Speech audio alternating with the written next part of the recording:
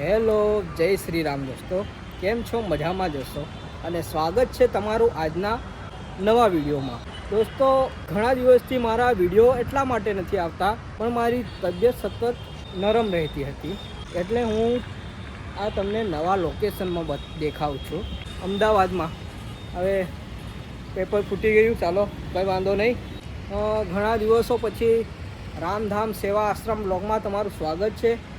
ચોમાસાનો સમય આવી ગયો છે અને જુઓ, તમને અમદાવાદના પહેલાં હું દર્શન કરાવી દઉં. આ બાજુ પણ ક્વાર્ટરો છે. અહીંયા આ છે પાણીનો ટાંકો. અને જુઓ, અહીંયા જે ધજા દેખાય છે એ હનુમાન દાદાનું મંદિર છે. તમે જાણો છો, પથરીના ઓપરેશન માટે આવ્યો હતો અમદાવાદમાં. હવે આપણે આજે આ જુલાઈ મહિનો ચાલે છે ને, જુલાઈ, ઓગસ્ટ, સપ્ટેમ્બર, ઓક્ટોબર, નવેમ્બર, 3-4 મહિના જેવો રહ્યો છે. 2027માં હું જવાનો છું અયોધ્યા પદયાત્રા. આપણે યાત્રા શરૂ થવાના હવે 2-3-4 મહિના બાકી છે અને પછી આપણે જશું અયોધ્યાની પદયાત્રા માટે. ત્યાંથી લાવીશું ભગવાન શ્રી રામના ધામમાંથી એક ભગવાનનું અંશ, એટલે કે અયોધ્યામાંથી એક ઈંટ લાવીશું અને તેનું સ્થાપના માટે ઈંટને આપણે ભૂમિમાં મૂકીશું અને મંદિરનો, શ્રી રામ ભગવાનના મંદિરનું ઉદ્ઘાટન કરીશું. તો તમે કહેતા હશો કે રામધામ રામધામ, ન તો રામધામનું કોઈ નિશાન છે, ન તો કોઈ કાર્ય કરે છે. દોસ્તો, નાનું એક ચકલીને પાણી પીવાડવું એ પણ તો સેવા જ છે ને. કૂતરાને બિસ્કિટ આપવું એ પણ તો સેવા જ છે ને. એ પણ એક નાની સેવા. બસ એ ટ્રસ્ટને હજી રજિસ્ટ્રેશન કરવાનું બાકી છે. આ બધું આયોજન હું અયોધ્યાથી પરત ફરી અને પછી દરેક કાર્યનું ઉદ્ઘાટન કરવાનો છું, ટ્રસ્ટનું રજિસ્ટ્રેશન કરવાનો છું.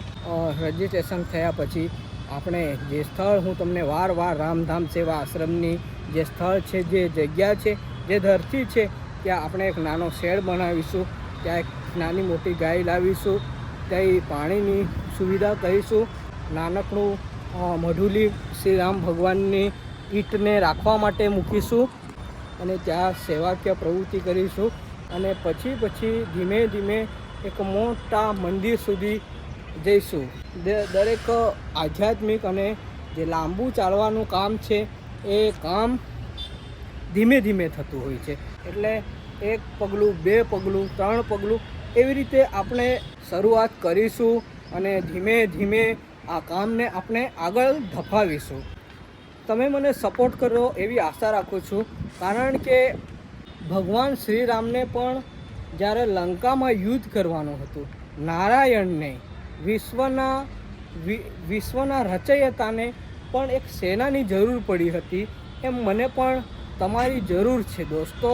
હું, મારા દિલમાં કોઈ કલંક કે કોઈ દાગ નથી, કોઈ નામ કમાવાનું કે કોઈ પૈસા કમાવાનું કંઈ જ નથી.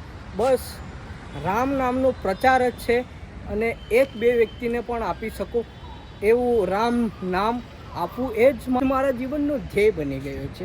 કે હવે મને સમજણ ધીમે ધીમે પડે છે, ભગવાનના નામ સિવાય આ દુનિયામાં આપણો ઉદ્ધાર કરી શકે એવું કોઈ જ નથી. આટલી આશા રાખું છું કે મને સપોર્ટ કરજો, જેથી આ કાર્યને હું ઘણા લોકો સુધી, આ કાર્યને હું અઢળક લોકો સુધી રામ નામ લોકોને આપવું. મંદિર તો એક પ્રતીક હશે, પણ રામ નામથી લોકોનું જીવન અને લોકોના જીવનમાં એક સુધારો આવશે.